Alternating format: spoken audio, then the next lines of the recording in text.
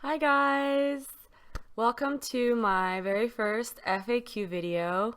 Thank you all so much for your awesome questions. I'm going to try to answer as many as I can, but since I got over 120 questions, it's going to be really hard for me to cover all the bases, but don't worry, there will be definitely more FAQ videos to come. If I don't get your question this time, I will definitely address it in the future. So let's get to it! So Fujiberry asks, what has been the most memorable art-related experience you've had so far? It can be good slash bad slash weird. Okay, well, I guess the best positive memory I've had from this whole experience was probably when I first started getting into galleries. I've been emailing galleries since I first started being a full-time artist over a year ago, and for a long time nobody responded. Like, they didn't even reply to my email. And then recently, I think as I painted more and developed a more unique style and just honestly got better at painting through practicing all the time, galleries started responding to me. And when I first had my show, my first group show at Modern Eden, it like tripped me out because I went to Modern Eden when I first moved to San Francisco, and I walked in and I saw all this like amazing talent on the walls and was just so inspired and like intimidated. And I was just thinking like, wow, if I could like show at a gallery like this and hang alongside of artists as talented as these artists, like that would be amazing. Yeah, recently I had a show like this past fall in Modern Eden, and like that was such a huge personal milestone for me, and because it's one of my favorite galleries. I love every artist that's shown there, and it's just like a testament that like all this hard work and perseverance and not giving up, really paid off. So that's like a really positive experience. Also, I think when Gamblin reached out to me and said they wanted to collaborate with me, that was awesome. Like, I got to go visit Gamblin, visit their headquarters and the factory where they make the paints, and I got to meet Robert Gamblin, who like founded Gamblin, and it's my favorite paint brand of all time, and I've been using them since I started. And just like being like recognized for my talent and having people like appreciate that and respect that, like that was the first time in my life that ever happened to me. I felt like when I was working at an office job, I was like a very replaceable person. No one really cared about my specific set of talents or my specific opinion. So when Gamblin reached out to me and said they appreciated my work and want to collaborate with me and want to learn from me, that was like, I was so humbled and just so ecstatic to have that opportunity. In terms of negative experiences, like, I'm not gonna lie, there are some negative experiences. I kind of dove headfirst into an industry where I didn't have any prior professional experience. So, there have been times where like people haven't paid me for my work, where, I've dealt with people who wanted commissions who were very disrespectful and fussy and, kind of treated me like a painting monkey. And, of course, like with any sort of social media following, you get negative comments, negative attention. Those are all things that I feel like I take pretty well. Like, I'm a pretty thick-skinned person, and I don't take things personally at all. Like, I'm pretty chill in that aspect, is I don't get offended easily, and I don't get hurt that easily. So every negative experience I just take as an opportunity to learn. I definitely feel like in the last year I've gotten a lot wiser. Like, I don't get scammed anymore, and I know which commissions to take and which commissions to turn down. I can read people a lot better. I have a lot more self-respect, self-worth as an artist, and yeah, I think overall this whole journey has just gotten better. Like 98% of my interactions with clients and with social media followers are always positive. Occasionally you get a few negative blips on your radar, and you just gotta learn to brush it off, learn from it, move on. Danielle Kim asks, what's your full name? My full name is Princess Consuela Banana Hammock. This is a really good question from Anastasia Swartz. She asks, where do you see yourself with art in the future? And did you make any 2016 plans regarding your art? Yes, I actually have a lot of plans and aspirations for the future. In 2016, I'm planning to set up a Patreon channel. A lot of you guys might already know what Patreon is, but if you don't, it's basically a website where you can pay a monthly fee to support an artist, and you can like essentially subscribe to them. And you know, the monthly payment is very cheap. It goes anywhere from like $1 a month to like a couple $100, and each different tier of payment will give you like a different set of rewards that are exclusive only to people who subscribe to you. I get a lot of requests for like really long full-length tutorials, like how to paint faces, how to mix flesh tones, how to paint like galaxies and things like that. So I'm going to make a lot of that content on my Patreon channel, and people can view it for like $1 a month. It's like negligible. It's like 3 cents a day. I am planning on doing that and hopefully getting better income that way. You know, a lot of my plans have to do with how can I support myself better, how can I make more money and, you know, pay the rent each month, and how can I get the attention of more galleries and maybe art publications. You know, having a great online following is very beneficial and can definitely help drive your traffic and your sales. But I think a personal goal of mine is to be able to get into all the galleries that I love visiting. Like I mentioned before with Modern Eden, it was a really, really great feeling to exhibit your artwork alongside of your art idols.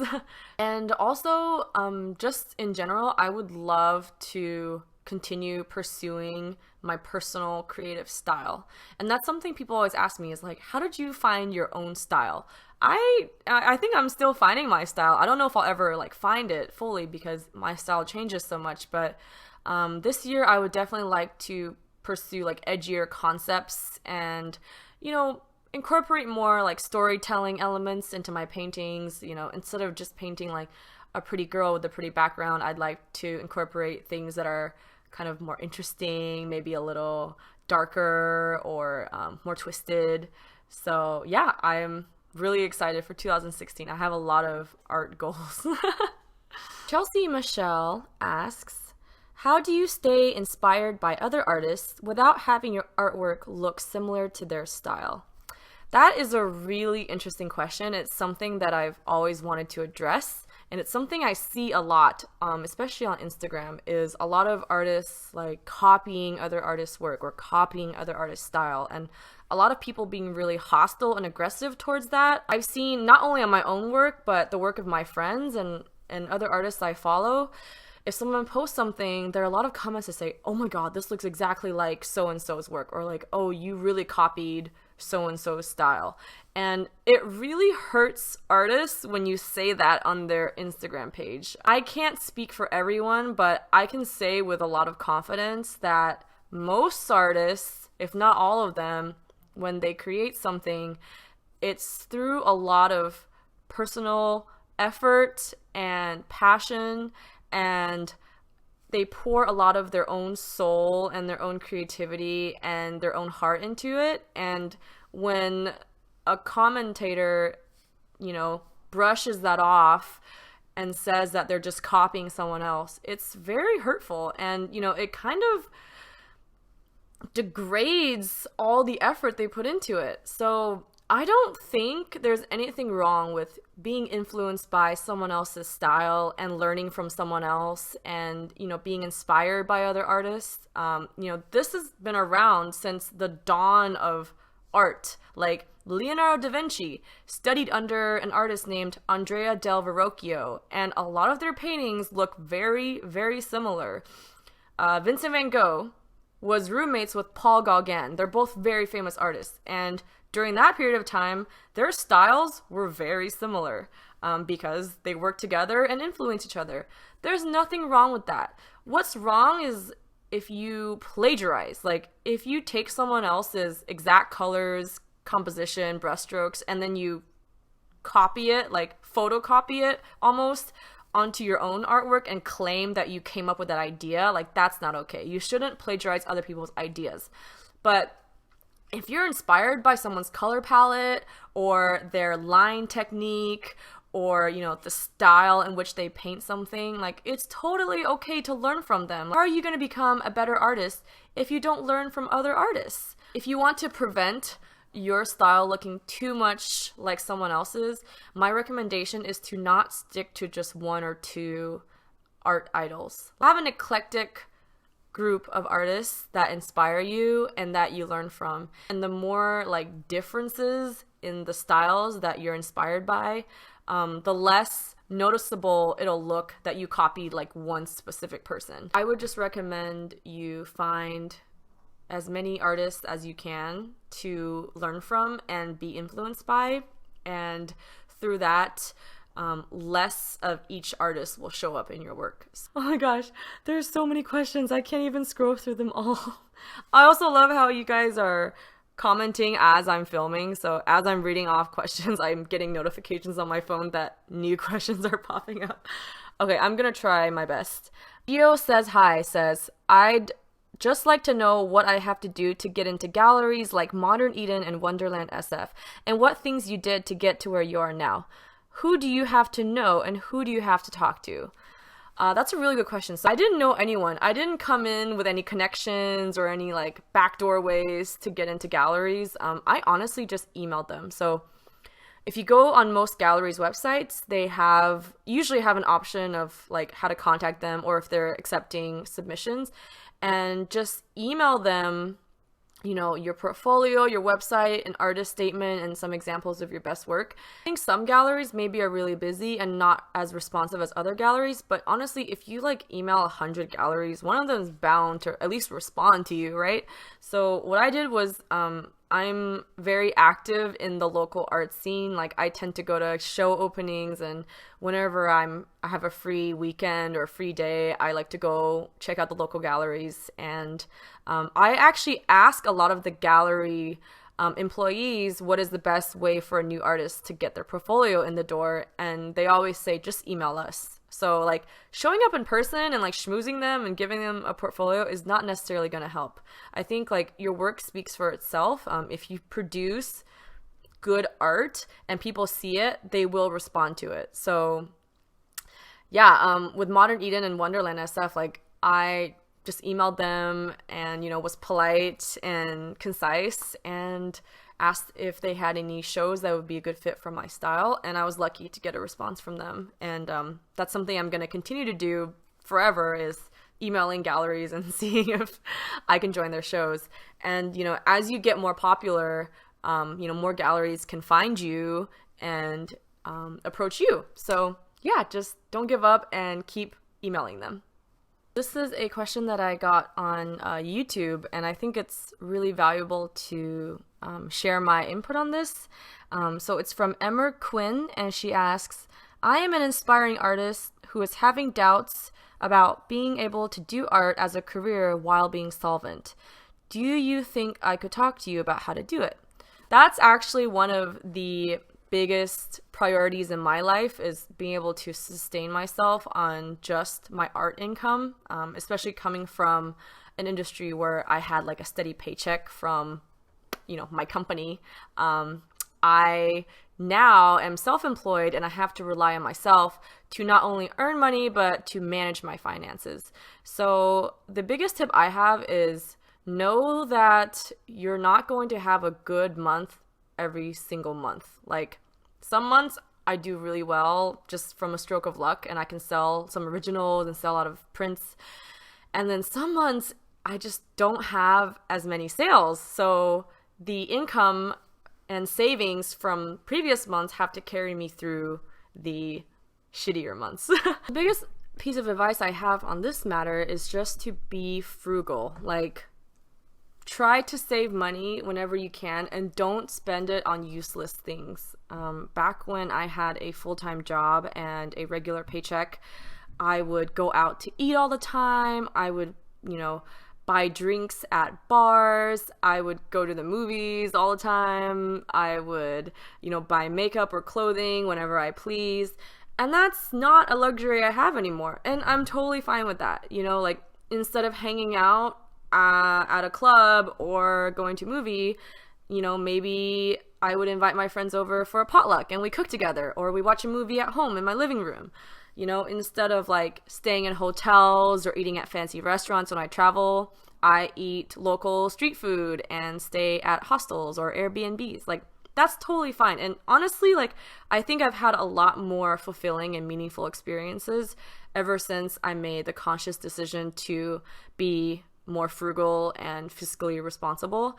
I've gotten a lot better at cooking. I've started being a lot more creative with activities to do with my friends. I've gotten to spend a lot more time like focusing on myself. Instead of spending my free time out drinking or dancing, you know, I would stay home and practice painting more, or I would, you know, go to art galleries or museums, or go for a walk in the park. Like, there are so many things to do in life that don't require you to spend a lot of money.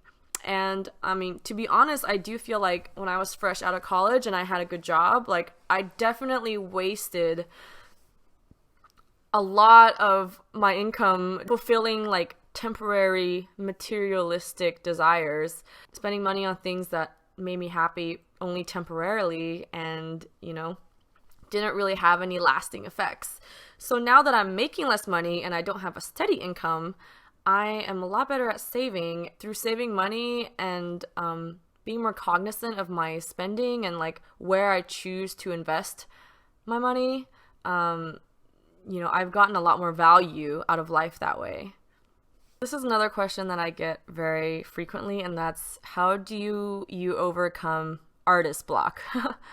I actually don't even have artist block anymore. I think if anything, it's like being physically tired that hinders me from being as productive as I want.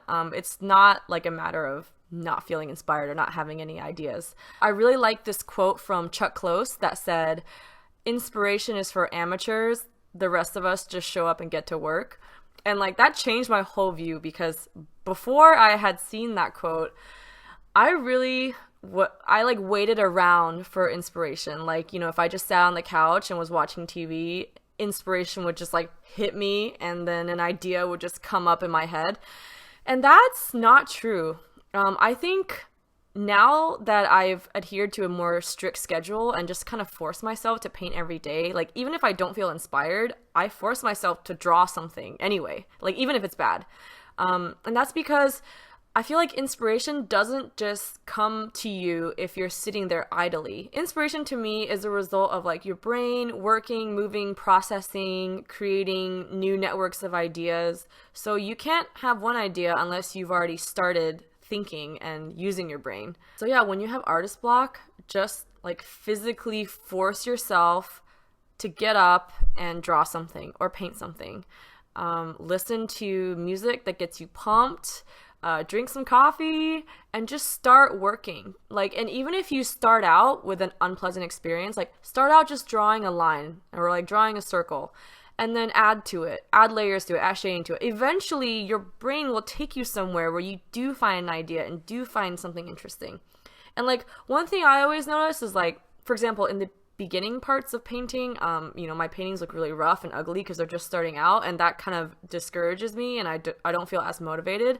I try to focus on like other things that I enjoy about the process, you know, like that smell of paint or just the physical act of like spreading paint on the canvas. Like that makes me feel very satisfied. So, you know, instead of focusing on the things that discourage you, focus on the things that encourage you and inspire you and make you motivated. Era K asks, I understand you used to be an engineer. How and why did you transition from engineering to art full-time? I'm torn between the financial stability an engineering job would bring, but also would just love to live off my art. Was it a difficult decision in terms of logistics?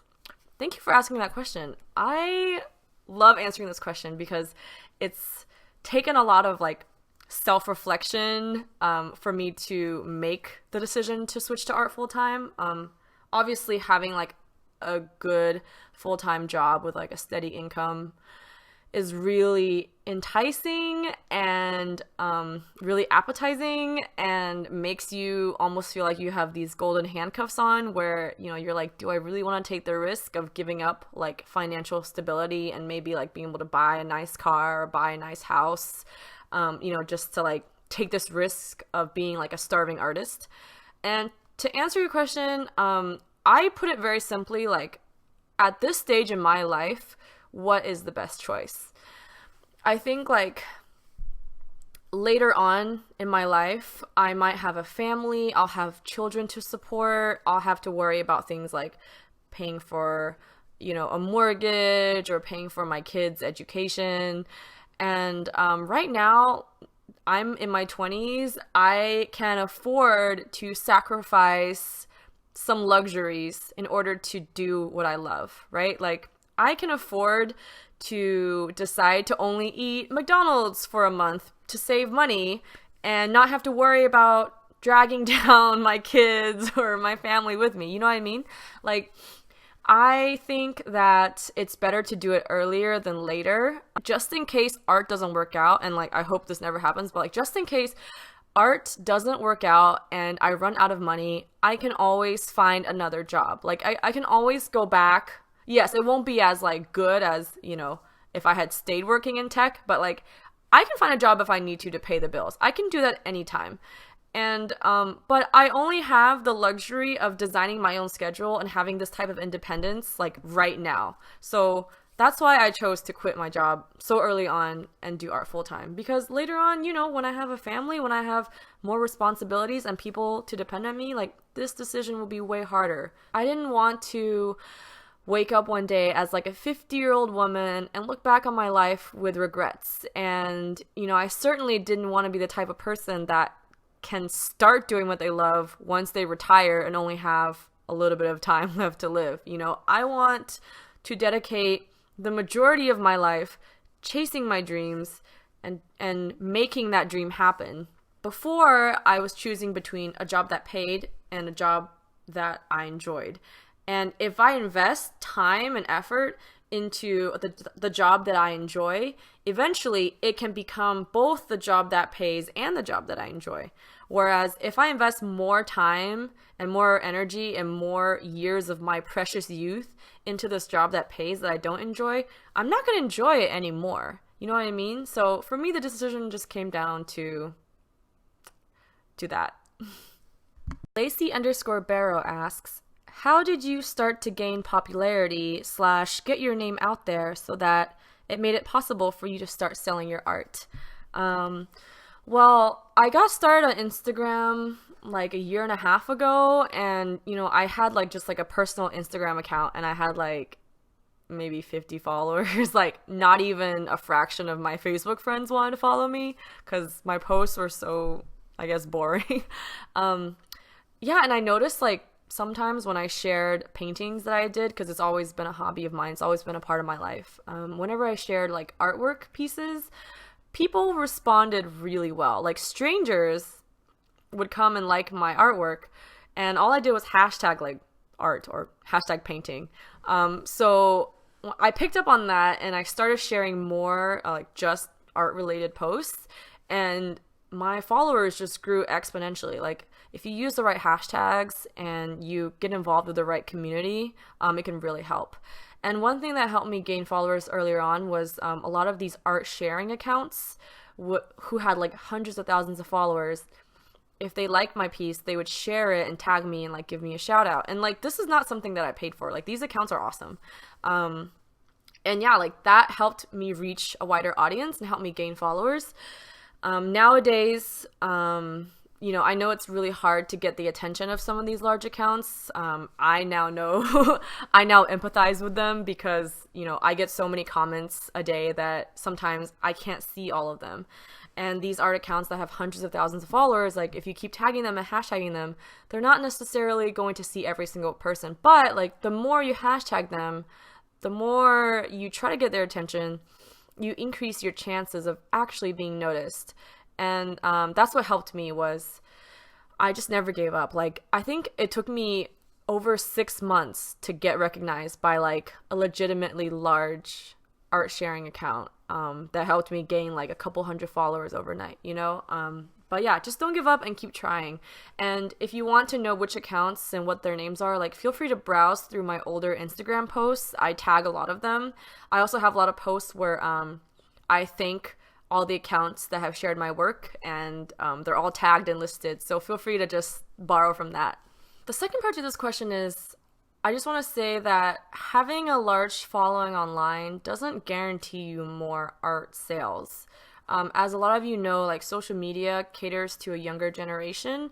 So not everyone who follows me, you know, is like an independent working adult who has the money to buy art. And that's totally fine. Like I appreciate every single follower I have, and having a large following does have its benefits, even if it's not translating directly to sales. I've seen a lot of artists with a large following who don't necessarily get into a lot of galleries or sell a lot of original artwork, but they can make money off of other things. Like they, for example, Patreon is a really good one. A lot of people pay like $1 a month to have more exclusive content from an artist. Through reaching like a wider scope of people and each person paying only $1, they can still make a pretty good income.